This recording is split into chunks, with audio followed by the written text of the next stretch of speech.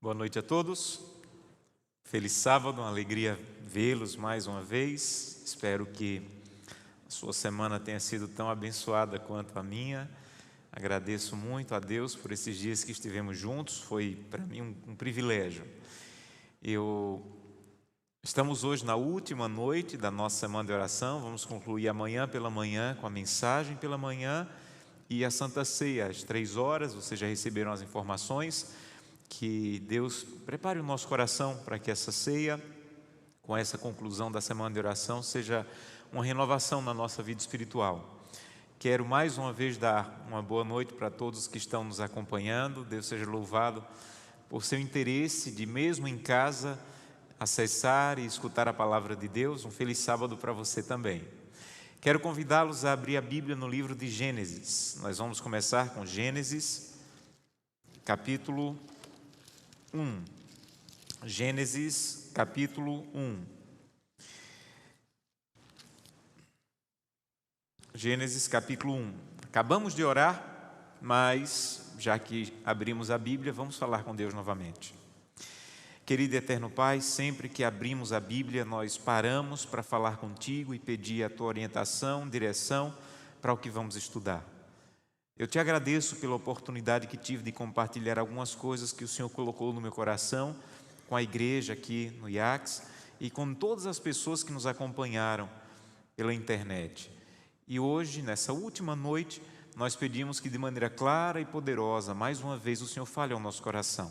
Que ao final dessa mensagem, decisões venham a ser tomadas. E decisões que nos levem firmes em direção à Canaã celestial. Ajuda-nos, Santo Deus, fala ao nosso coração. É o que te pedimos em nome de Jesus. Amém. Se você quiser estudar algum tema bíblico de maneira profunda, qualquer tema, você deve começar pelo livro de Gênesis. O livro de Gênesis não é apenas um livro de história, de como começou, dos patriarcas. O livro de Gênesis é também a base de todas as nossas crenças. Você não pode estudar sobre a volta de Jesus sem começar por Gênesis. Você não pode estudar sobre a Trindade sem começar por Gênesis. Você não pode estudar sobre família sem começar por Gênesis. Você não pode estudar sobre a lei de Deus, sobre o santuário. Você não pode estudar qualquer tema bíblico sem começar por Gênesis. O livro de Gênesis é a base das nossas crenças e a partir do livro de Gênesis, tudo que nós entendemos parte do livro de Gênesis, começa no livro de Gênesis. Nós vamos ler capítulo 1. Capítulo 1, verso 27. Diz assim: criou Deus, pois, o homem à sua imagem. A imagem de Deus o criou, homem e mulher os criou. E Deus os abençoou e lhes disse: sede fecundos, multiplicai-vos, enchei a terra e sujeitai-a. Dominai sobre os peixes do mar, sobre todas as aves do céu, sobre todos os animais que rastejam pela terra. E disse Deus ainda: eis que vos tenho dado todas as ervas que dão semente e se acham na superfície de toda a terra, e todas as árvores em que há fruto e que dá semente, e isso vos será por mantimento. E a todos os animais da terra, e a todas as aves do céu, e a todos os répteis da terra, tudo que há fôlego de vida, toda erva verde, lhe será por mantimento. E assim se fez. Viu Deus tudo quanto fizera, e eis que era muito bom. E houve tarde e manhã, o sexto dia. Uma dica sobre a leitura da Bíblia. Sempre que você lê um texto bíblico, você tem que entender que a Bíblia não foi escrita na nossa cultura. Ela foi escrita, o Antigo Testamento, na cultura judaica. E a Bíblia precisa, para ser plenamente compreendida, de uma pequena compreensão da cultura judaica. E uma coisa importante que lhe ajuda muito na compreensão do texto bíblico é entender que na cultura judaica, quando eles queriam enfatizar alguma coisa, eles repetiam. Então, na língua hebraica bíblica, eles não usavam superlativo. Quando eles queriam escrever, por exemplo, santíssimo, eles escreviam santo, santo, santo. Então, quando o tradutor está lendo e aparece a palavra santo, santo, santo, ele entende que aquele é o superlativo do hebraico. Então, sempre que você quer entender a ênfase você deve procurar a palavra que mais se repete. Porque se você encontrar a palavra que mais se repete, você vai encontrar a ênfase ou o objetivo principal do que você está lendo. Por exemplo, nesses versículos que nós lemos, há uma pequena palavra que é a palavra que mais se repete.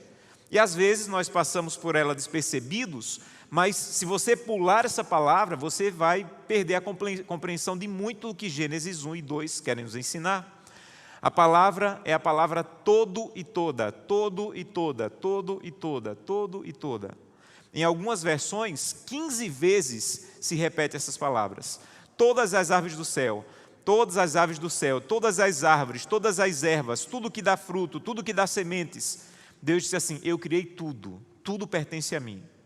Então, um dos grandes objetivos de Gênesis 1 é dizer: tudo pertence ao Senhor, tudo. Todas as árvores, todas as plantas, todas as ervas, todos os animais, todos os répteis, todos os peixes, Deus criou tudo. Mas essa palavra também é usada para Deus se referir ao homem e dizer assim: mas tudo que eu criei, tudo que me pertence, eu estou dando para vocês, para Adão e Eva.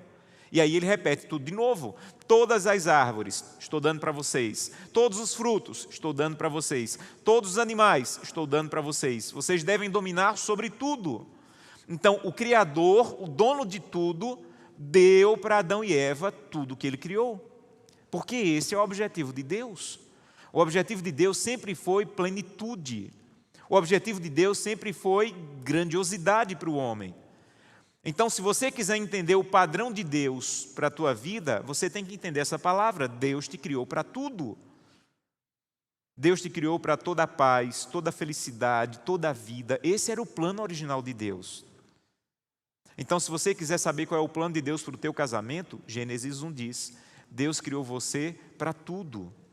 Não é apenas todos os animais, é toda a vida, toda a paz, toda a felicidade. Deus não nos criou, meus amigos, para um remendo de casamento. Deus não nos criou para um remendo, para um casamento mais ou menos. Deus não criou para uma família mais ou menos, para uma vida mais ou menos. Deus nos criou para a plenitude. Por isso que se repete tanto a palavra todo, toda, todo, toda. Tudo é de vocês, eu criei e estou dando para vocês. Mas esse Deus que criou tudo, que nos criou para a plenitude e deu tudo para Adão e Eva, está querendo nos ensinar uma lição hoje. Adão e Eva poderiam se considerar os donos do planeta. Eles eram donos de tudo. E mesmo sendo donos de tudo, eles viviam em paz. Então a pergunta a se fazer é a seguinte: como é que alguém pode ser dono do planeta inteiro e viver em paz? Imagina uma pessoa ser dona do planeta inteiro, um casal ser dono do planeta inteiro e viver em paz. Porque Adão e Eva, nesse momento, não brigavam. Imagina. Eles não iam brigar: aquela árvore é minha, aquele animal é meu, aquele passarinho Deus deu foi para mim, não foi para você. Então a pergunta a se fazer é: como é que Adão e Eva eram donos de tudo e viviam em paz? Aí o texto responde, porque o texto diz assim: eles eram a imagem e semelhança de quem? De Deus. Então, se alguém te perguntar: como é que alguém consegue ser dono de tudo e viver em paz? A resposta é: se ele for a imagem e semelhança de Deus, ele pode ser dono do planeta inteiro e vai viver em paz como Adão e Eva. Nós somos donos de tão pouco e causamos tanta confusão. Então a pergunta é: como é que Adão e Eva eram donos de tudo? A resposta é: eles eram a imagem e semelhança de Deus. E quando se é a imagem e semelhança de Deus, você pode ter tudo e viver em paz. Mas essa é a resposta bíblica. Mas Satanás começou a dizer outra coisa no universo. Ele começou a dizer: não, eu sei porque Adão e Eva vivem em paz. Eu sei. Porque Deus criou Adão e Eva para serem robôs. Então Adão e Eva funcionam assim.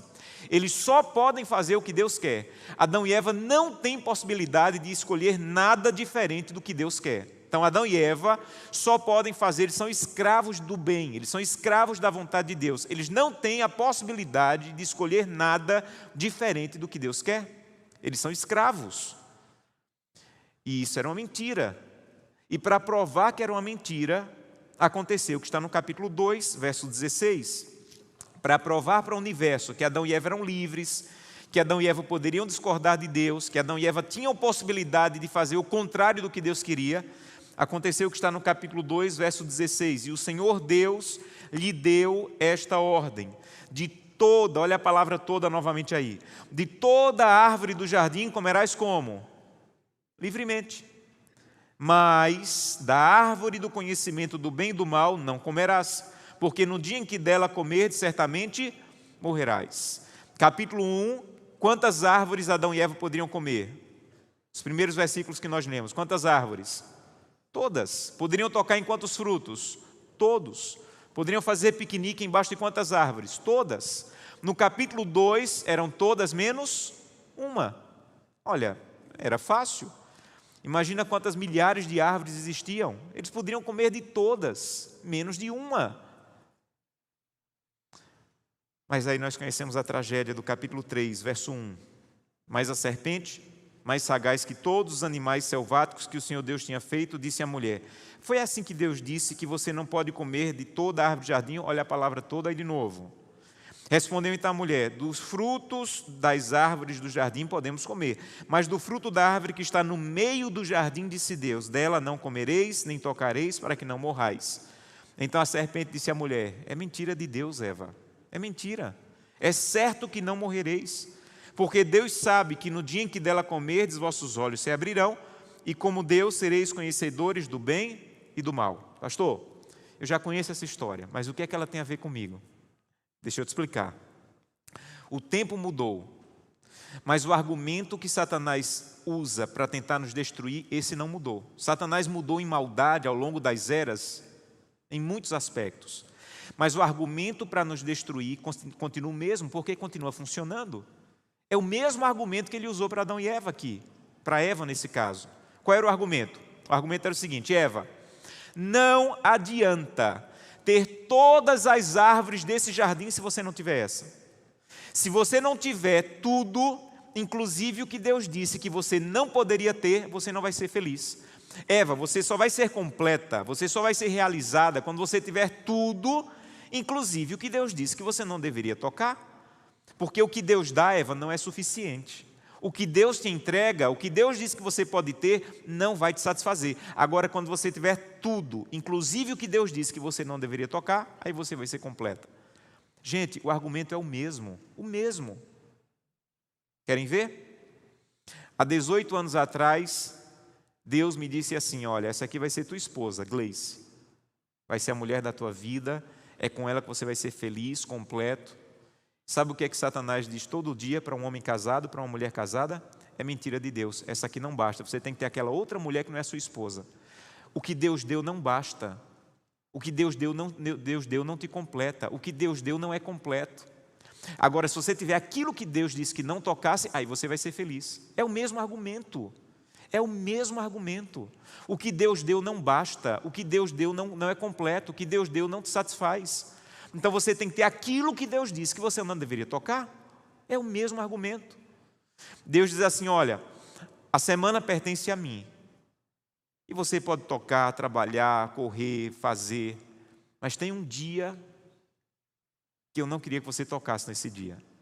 A Bíblia diz que é o sábado, de pôr do sol a pôr do sol. Aí sabe o que é que Satanás diz toda semana? É mentira de Deus. Você só vai passar na prova na faculdade se for no sábado. Você só vai poder melhorar no emprego se aceitar a promoção no sábado. É o mesmo argumento. O que Deus deu, não adianta ter 6 dias. 6 dias não são suficientes. Você tem que ter tudo, inclusive o que Deus disse que você não deveria tocar. Deus diz assim: olha, vou te dar a vida, vou te dar o sustento, vou te dar força, vou te dar sabedoria. E por teu tempo, por teu esforço, você vai receber o salário. E uma parte desse valor eu não quero que você toque.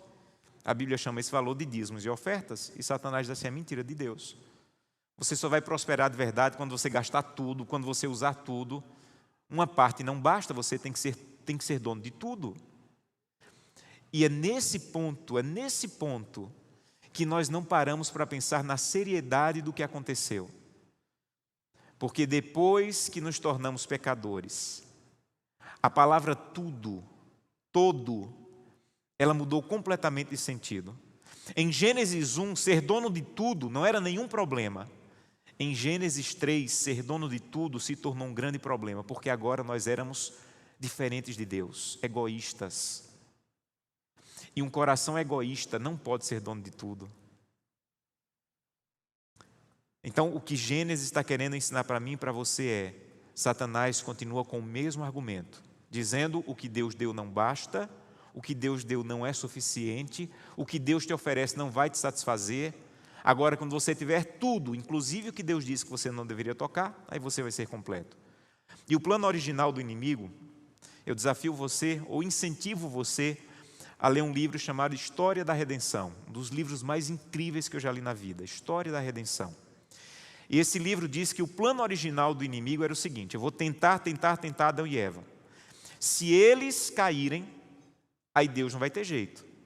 Porque se Deus destruir Adão e Eva, eu vou dizer: está vendo bem que eu disse que Deus não amava. Se Deus passar a mão na cabeça deles, eu vou dizer: se passar a mão na cabeça deles, tem que passar na minha também. Então, na cabeça do inimigo não tinha saída para Deus. Ou Deus iria destruir Adão e Eva e servia para ele, ou Deus iria passar a mão e dizer assim: não é nada não, um pecadozinho, não tem nada não, deixa para lá. Isso também servia para ele. O que Satanás não conhecia era a graça de Deus, descrita no capítulo 3, verso 21, um dos versículos mais lindos da Bíblia para mim. Fez o Senhor Deus vestimenta de peles para Adão e sua mulher e os vestiu. E nesse momento, Deus apresenta publicamente um plano que a Bíblia diz que já estava pronto desde a fundação dos tempos, o plano da redenção. E o plano da redenção são 3 pontos. Se você não entender esses 3 pontos, você não entende a salvação. Primeiro, você é pecador. Se você não chegar a essa conclusão, não importa quão nobre você pareça, não importa quão bondoso você pareça, você e eu somos pecadores. Esse é o primeiro ponto do plano da salvação. Quem não entender esse ponto, aqui não passa. Não passa. Eu sou pecador. Eu sou pecador. Eu sou pecador. E vou continuar sendo até a glorificação. Estou num processo de santificação, de transformação, mas sou pecador. Em pecado me concebeu minha mãe, a Bíblia diz. Segundo ponto do plano da salvação: Jesus Cristo veio morrer na cruz do Calvário para resolver o problema do meu pecado. Terceiro ponto: esse Jesus vai voltar para me levar de volta para o céu, para devolver tudo o que o pecado me tirou. Eu sou pecador, Jesus veio morrer por mim, por meu pecado, por causa da minha culpa, e Jesus vai voltar e vai nos levar de volta para o céu para devolver tudo. Então, Gênesis 1 e 2, meus amigos, não leia só como é a história de Adão e Eva. Gênesis 1 e 2 é a história da sua família quando voltar para o céu. Quando voltarmos para o céu, vamos ser donos de tudo de novo. Todas as árvores, todas as plantas, todos os animais, toda a paz, toda a vida. Tudo que o pecado nos tirou em Gênesis 3, Jesus vai voltar para nos devolver quando Ele vier novamente a essa terra. Nós vamos ser donos de tudo de novo. Então a pergunta a ser respondida essa noite é: quantos querem dizer: Jesus, eu aceito o que o Senhor fez por mim no Calvário, e eu quero estar contigo a cada dia, porque eu quero voltar para o céu e ser dono de tudo de novo? Quantos querem isso? Você quer mesmo? Então você está com um problema. E eu também, que levantei a mão. Sabe qual é o problema? O problema é o seguinte: se Jesus voltar hoje e me disser tudo é teu de novo, com o coração egoísta que nós ainda temos, nós vamos causar a maior confusão no céu. Porque um coração egoísta não pode ser dono de tudo. Um coração egoísta não pode ter tudo, porque ele vai causar problema. Se eu voltar para o céu com o coração egoísta que eu ainda tenho, quando Deus disser assim: olha, está aqui a rua de ouro, está aqui a cidade, eu vou procurar uma picareta, tentar arrancar um pedacinho de ouro, botar num saco e procurar onde vender. Porque é isso que um coração egoísta faz. Um coração egoísta não pode morar numa rua de ouro, ele vai causar um maior problema. Quando Jesus voltar e disser assim: olha, você é bem-vindo, você é dono de tudo de novo, eu vou olhar para a harpa e vou dizer: não, não quero essa aqui não, quero a daquele ali que está mais afinada do que a minha. Está aqui a tua casa, na mansão celestial. Não, eu não quero essa não, quero a do meu vizinho que tem um quintal maior. Porque um coração egoísta não pode ser dono de tudo. Ora, se nós somos donos de tão pouco e causamos tanto problema, tanta confusão, imagina se fôssemos donos de tudo. Então deixa eu te dizer uma coisa, não esqueça disso. Nenhum coração egoísta vai poder ver a porta de pérola do céu. Ô pastor, mas quando Jesus voltar ele não vai nos transformar? Vai, de um monte de mazelas. Mas o egoísmo tem que ser arrancado aqui. O egoísmo deve ser arrancado aqui. Porque o egoísmo, meus irmãos, é o pior do pior que o pecado fez conosco. O pior que o pecado fez conosco foi nos tornar egoístas. A base de todos os nossos pecados é o egoísmo. Querem ver? Um homem ou uma mulher sente desejos sexuais por outra pessoa que não a esposa ou o esposo. Aí não quer nem saber o que Deus vai sentir, não quer nem saber o que o esposo vai sentir, não quer nem saber o que os filhos vão sentir, não quer nem saber o que a igreja vai sentir, só vai lá e adultera. Qual é a melhor palavra para descrever essa atitude? Me ajudem. Egoísmo. Eu me encontro numa situação difícil, aí pensa assim, se eu falar a verdade eu me dou mal, mas se eu mentir eu escapo. Então não quero nem saber quem vai se dar mal, contanto que eu escape. Aí vou lá e minto. Qual é a melhor palavra para descrever essa atitude? Egoísmo. O egoísmo está destruindo os casamentos. O egoísmo está destruindo as famílias. O egoísmo está destruindo as relações. Mas o pior que o egoísmo está fazendo é me tirando a possibilidade de voltar para o céu e ser dono de tudo. De ouvir Jesus dizendo, vinde benditos do meu Pai e possuir todo o reino que vos está preparado. Tudo é de vocês. Ah não, pastor, mas no meu casamento o problema não é egoísmo não. O meu problema no casamento é essa mulher que eu estou casado com ela. Então vou deixar essa mulher e vou casar com outra. As estatísticas dizem que 50% dos casamentos estão terminando em divórcio. 70% dos segundos casamentos estão terminando em divórcio. E quase 90% dos terceiros casamentos terminam em divórcio. Sabe o que quer dizer essa estatística? Que a solução não é mudar de terreno, é mudar de semente. Você pode plantar teu casamento em 500 casamentos. Mas se você é egoísta, onde você plantar teu casamento vai nascer egoísmo. Ah não, pastor, a solução, o problema não é egoísmo não. O problema é que a gente está precisando de uma nova lua de mel. E você junta um dinheiro, vai para a Europa e passa 20 dias lá lindos e volta para briga, confusão e divórcio. Porque não adianta mudar de terreno, tem que mudar a semente. Não importa onde você plante o teu casamento. Se alguma coisa não acontecer aqui, só vai brotar egoísmo. Só vai brotar discórdia. Então a solução é, Senhor, eu quero voltar para o céu, mas o que eu faço com o meu egoísmo? E Deus nos apresenta o método divino de arrancar o egoísmo do nosso coração. E é com isso que eu quero concluir. Deus tem um método, que é o método de Deus de arrancar o egoísmo do nosso coração. E o método de Deus é nos dar coisas para cuidarmos. E dependendo da maneira como nós cuidamos dessas coisas, Deus vai arrancando o egoísmo do nosso coração, porque não é um trabalho humano, é um trabalho divino em nós. Por exemplo, Deus lhe deu um corpo. E Deus tem aqui na Bíblia as orientações do que comer, de como fazer, do que seguir, de como usar teu corpo. Está aqui. Mas eu digo assim, não, eu não quero fazer do jeito de Deus, eu quero fazer do meu jeito. Sabe o que vai acontecer? Você só vai reforçar o egoísmo no teu coração. Mas quando você diz assim, Senhor, você está na frente de uma mesa cheia de comida, e você pensa assim, se o corpo fosse meu, eu aprendi que o corpo é o templo do Espírito Santo, pertence a Deus, não pertence a mim. Mas se o corpo fosse meu, eu ia comer essa comida toda aqui, ia comer até a tampa da panela. Mas o corpo não pertence a mim, então eu não vou comer do jeito que eu quero, do jeito que me agrada. Eu vou começar a comer do jeito que agrada a Deus. Deixa eu te dizer uma coisa. Quando você começar a comer de um jeito que agrada a Deus, não tem nada a ver com menos câncer, diabetes. É claro que isso vai acontecer, mas um principal objetivo, sabe qual é? Deus vai arrancar o egoísmo do teu coração. Porque você para de fazer só do jeito que você quer e começa a fazer do jeito que Deus quer. Eu procuro fazer atividade física regular.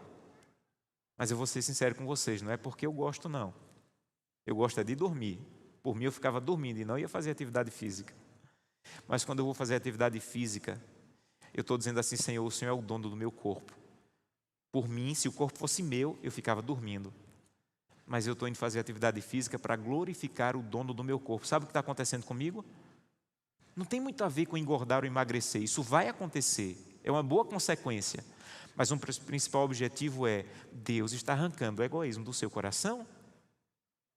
Deus te deu o teu tempo, o tempo pertence a Deus. Aí Deus diz assim, olha, está aqui 24 horas para você cuidar. Aí você diz assim, olha, se o tempo fosse meu, eu ia virar a noite aqui no Netflix. Mas não é meu, então eu não vou fazer isso, eu vou usar do jeito que agrada a Deus. Então eu vou dormir cedo, para amanhã acordar cedo, para passar tempo com Deus. Quando você faz isso, sabe o que está acontecendo? Você está deixando de fazer o que te agrada e começa a fazer o que agrada a Deus, e o egoísmo está sendo arrancado do teu coração. Então, cada vez que eu decido seguir o que Deus diz e não agradar o que eu quero, mas agradar o que Deus quer, o egoísmo está sendo arrancado, e mais arrancado, e mais arrancado.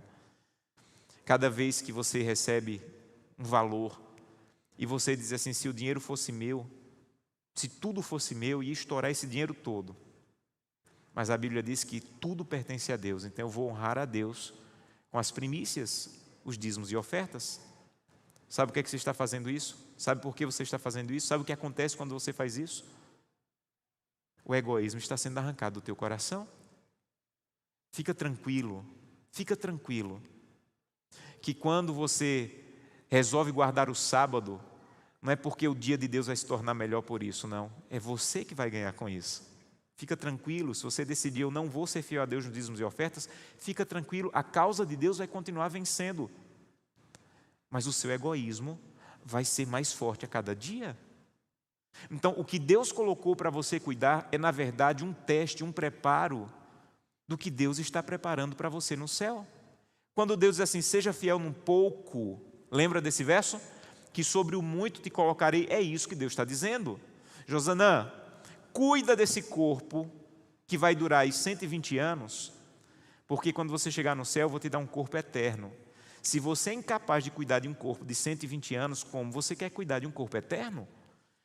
Josanã, seja capaz, me honre com um pouco de dinheiro que eu vou colocar em tuas mãos. Ajude as pessoas, compartilhe, seja fiel. Porque quando você chegar na minha casa, você não vai receber mais em real. Você não vai receber mais em salário mínimo. Você vai morar numa cidade que a rua vai ser de ouro e as paredes vão ser de pedras preciosas. Mas se você for capaz de me honrar com um pouco que eu coloquei nas tuas mãos na terra, você não vai ter problema de morar numa cidade que a rua é de ouro. Você entende? Então o que Deus está fazendo comigo e com você hoje é um preparo para nos devolver tudo de novo e sermos capazes de honrar a Deus com tudo que Ele colocar em nossas mãos. Primeira vez que alguém ofereceu alguma coisa a Deus, capítulo 4 de Gênesis. Capítulo 4, vamos ler a partir do verso 1. Coabitou o homem com Eva, sua mulher, esta concebeu e deu à luz a Caim. Então disse, adquiri um varão com o auxílio do Senhor. Depois deu à luz a Abel, seu irmão. Abel foi pastor de ovelhas e Caim lavrador. Aconteceu que no fim de uns tempos, trouxe Caim do fruto da terra uma oferta ao Senhor. Abel, por sua vez, trouxe das primícias do seu rebanho e da gordura deste.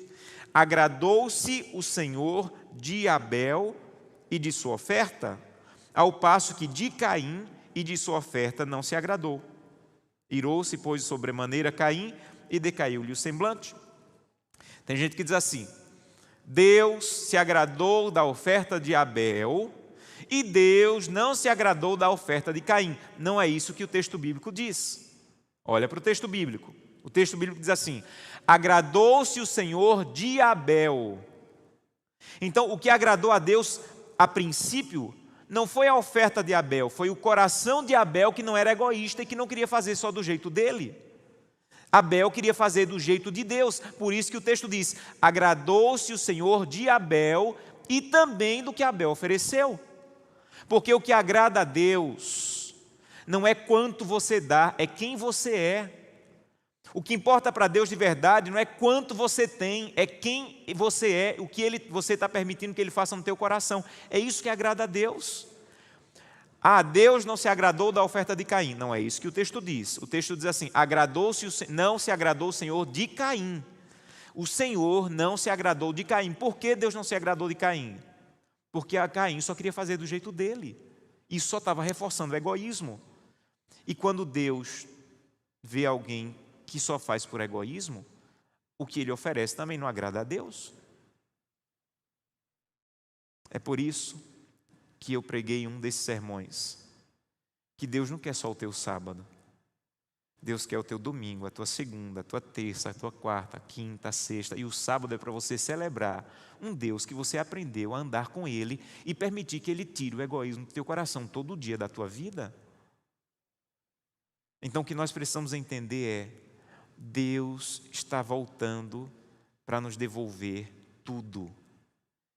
E para podermos ouvir tudo é seu, alguma coisa tem que acontecer no nosso coração. O egoísmo tem que ser arrancado. E a maneira de Deus arrancar é colocar coisas em nossas mãos. Como é que você tem usado a internet? Como é que você tem usado as músicas que você ouve? Como é que você tem usado o teu tempo? Como é que você tem usado o teu corpo? Como é que você tem usado os recursos que Deus colocou em tuas mãos?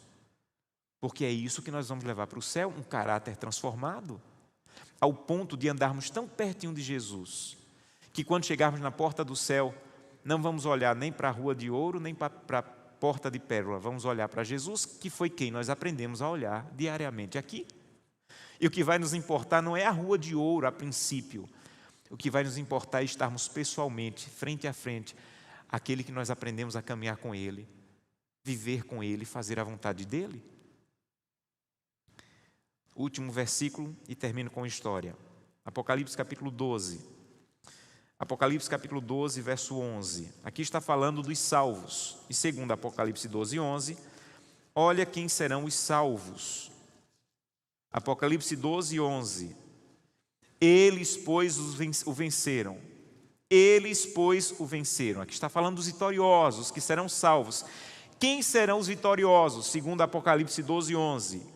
Eles venceram por causa do sangue do Cordeiro e por causa da palavra do testemunho que deram, porque mesmo diante da morte não amaram a própria vida. Duas características dos vitoriosos, segundo Apocalipse 12, 11. Primeira, lavaram suas vestes, o seu caráter, no sangue do Cordeiro. Foram justificados pela fé. Segundo, não amaram a própria vida. Essa é a segunda característica. Sabe qual é o nosso problema? Nós amamos muito a nossa própria vida. Nós amamos comer o que nos agrada. Nós amamos fazer o culto quando nos agrada, ler a Bíblia quando nos agrada. Nós amamos orar quando nos agrada. Nós amamos contribuir, ser fiel quando nos agrada. Sabe quem são os vitoriosos? São os que chegam à conclusão: eu tenho que parar de me agradar. Porque quanto mais eu me agrado, mais egoísta eu me torno. Eu tenho que começar a agradar a Deus. Porque quanto mais eu agrado a Deus, mais santo eu me torno. Mais parecido com Cristo eu me torno. Mais capaz de ouvir Jesus dizendo: sejam bem-vindos, tudo é de vocês novamente, eu me torno. Alguns anos atrás eu tive o privilégio de ouvir um missionário norte-americano chamado Wes Stanford. E eu participei de uma reunião, de um congresso em que ele estava falando. Ele faz parte de uma ONG que visita os países perseguidos, que sofrem dura perseguição religiosa. E ele vai lá para fortalecer os irmãos, para ajudá-los. E esse missionário, ele tinha na responsabilidade cuidar ou visitar a Etiópia. A Etiópia passou 13 anos sobre um regime que impediu as igrejas de serem abertas.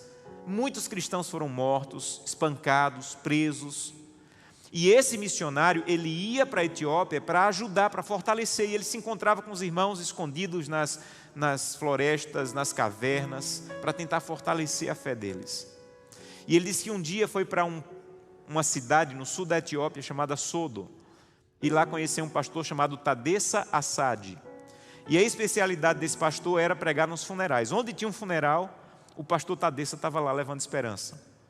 E quando a polícia queria saber onde o pastor estava, era só saber onde tinha um funeral na cidade.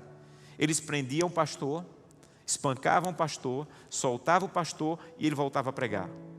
Tinha outro funeral, o pastor estava lá de novo.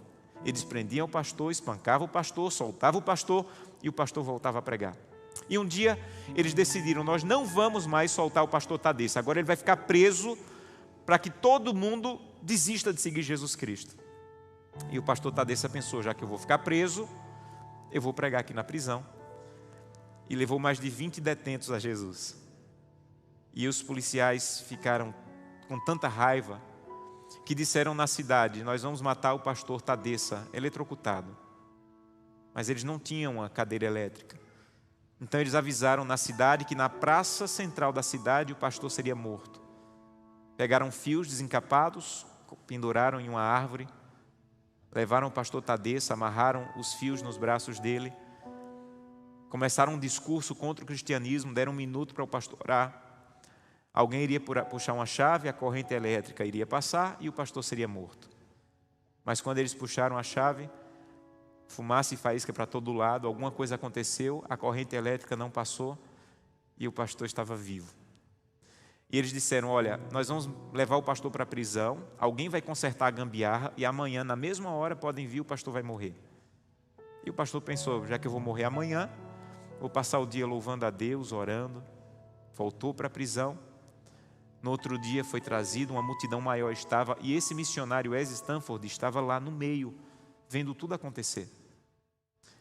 Alguém havia passado a tarde consertando a gambiarra, amarraram novamente o pastor, puxaram a chave para a corrente elétrica passar, os fusíveis da cidade estouraram, novamente a corrente elétrica não chegou, e a multidão começou a fazer barulho e como que querer avançar, e eles amarraram o pastor pela pressão da multidão e disseram: vai embora, vai embora.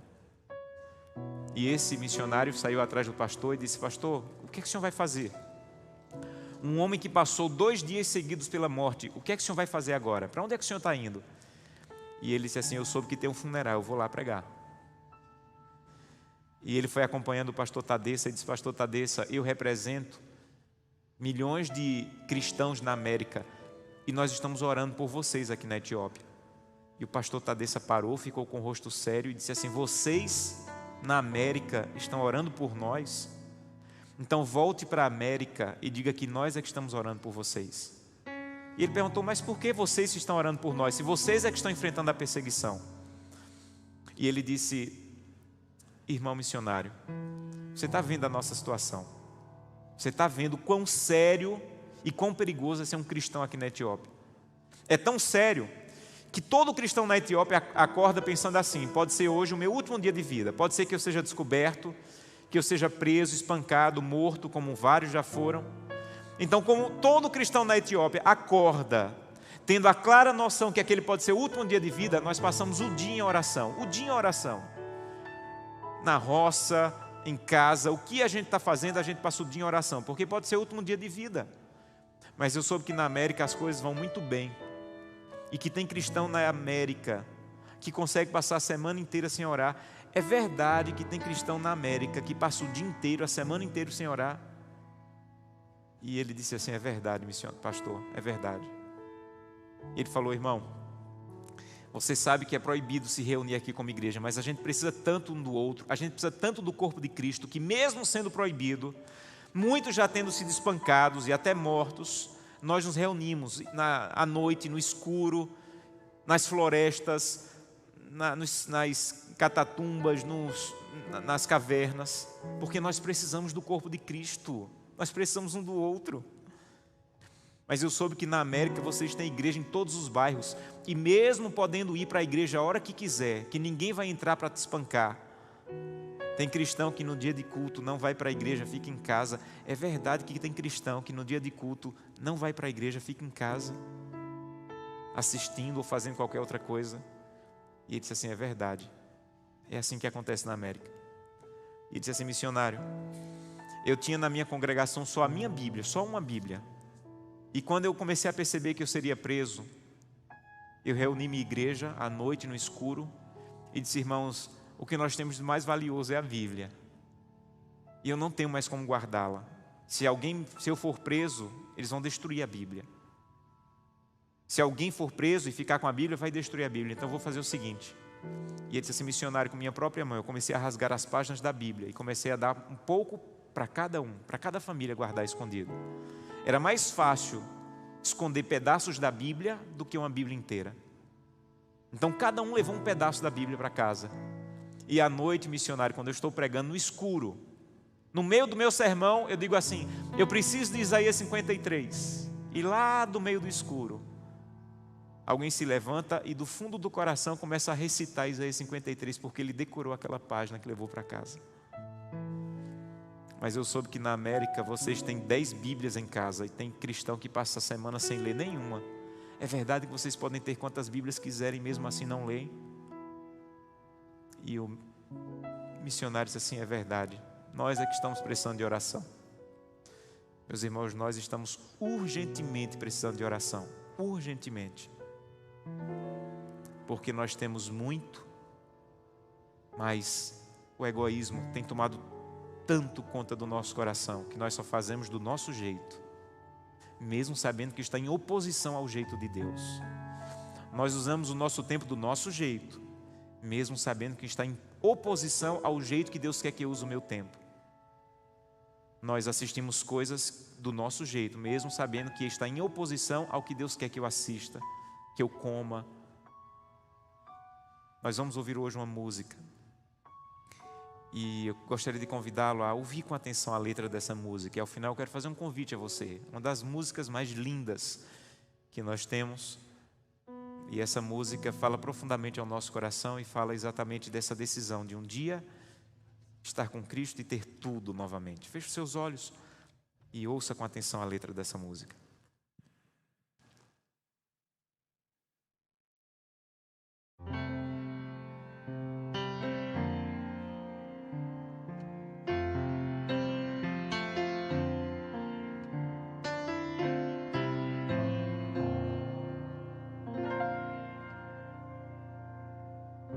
Quase não me lembro, foi há muito tempo atrás, quando eu conheci a Cristo e entreguei meu coração. Com Deus em minha vida, pensei achar só paz. Passei por duras provas, eu achei que era o fim. Milagres eu não via, nem saída ou solução. Eu me lembro quantas vezes minha fé vacilou, mas o amor de Deus mostrou-me a certeza de vencer. E hoje sei que Cristo é o caminho que sempre seguirei. Escolho Jesus sem olhar para trás. Eu tomo sua cruz e sua mão. Entrego meu ser e meu coração. O que mais posso oferecer? Assim como a noite irá findar e o novo sol irá brilhar, decidido hoje estou. Escolho Jesus.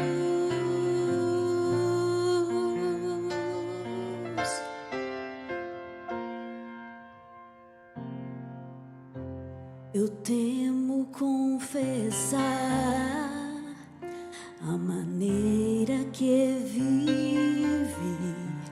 Eu almejava ser perfeito pra vida eterna atingir, mas Cristo veio oferecer-me sua graça e seu perdão. Na cruz pagou grande preço por minha eterna redenção. Só Jesus é a saída, Ele é o príncipe da glória, de infinita compaixão. Agora entendo a diferença de ter Cristo em meu viver. Só pela graça vem a vitória, confiando em seu poder. Escolho Jesus sem olhar para trás. Eu tomo sua cruz e sua mão. Entrego meu ser e meu coração. O que mais posso oferecer? Assim como a noite irá findar e o novo sol irá brilhar, decidido hoje estou.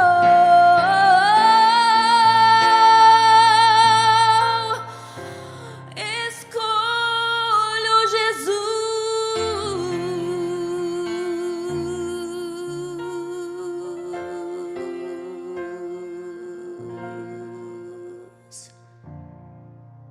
Amém.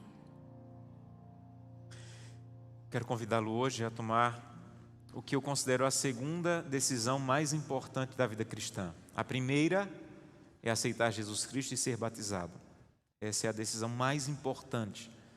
A segunda é a decisão de dizer: Santo Deus, eu te autorizo a arrancar o egoísmo do meu coração. Eu tomei a decisão de entregar a vida em tuas mãos para voltar para o céu.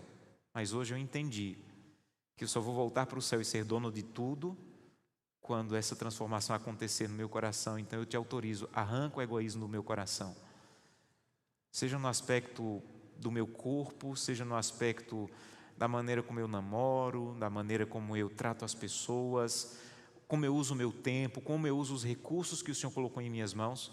Me ajuda, Santo Deus, arranca o egoísmo do meu coração, porque eu quero voltar para o céu e poder ouvir o Senhor dizendo: sejam bem-vindos para ser donos de tudo que o pecado tirou. Então não vou pedir hoje que você fique em pé, eu não vou pedir que você levante a mão. Eu quero convidá-la a fechar os olhos e você conversar com Deus e dizer para Deus o que você entendeu da mensagem dessa noite. E dizer em quais aspectos da sua vida você precisa de ajuda, para que Ele te ajude a que esse egoísmo seja arrancado. Feche seus olhos, converse um pouco com Deus e ao final eu vou orar. Vocês que estão em casa, nos acompanhem, feche seus olhos e apresente para Deus a sua decisão.